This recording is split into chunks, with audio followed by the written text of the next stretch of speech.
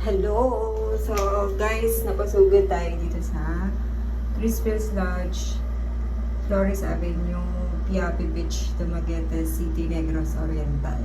So, andito tayo ngayon, guys. Yan. So, tutur ko kayo dito sa room na nakuha ko for only 825 pesos. So, sa mga vegetarian dyan, kung kayo pupunta ng Dumaguete, kasi for single person lang to. Siguro yung kung dalawahan, siguro nasa 1-2 lang, mga ganun. So, may aircon sila. So, ito, may TV sila na, ewan ko, Android TV. Pero hindi ko siya ginamit. Yan. So, meron silang pa-eme na kumot kaso hindi siya, anong tawag dyan?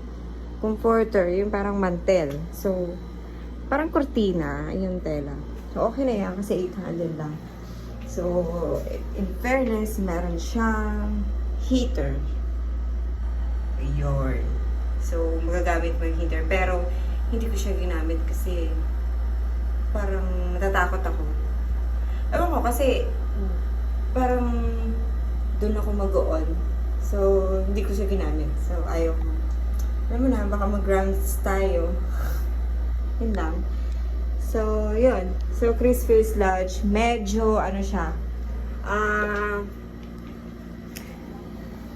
malapit siya sa city. Siguro mga, sa Lee Plaza, mga 2 kilometers lang nasa Lee Plaza ka na. Sa Robinsons, mga 3 kilometers.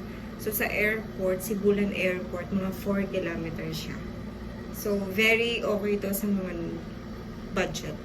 So, dito yon sa Crispil's Lodge, Dumaguete City. Yun lang. Thank you.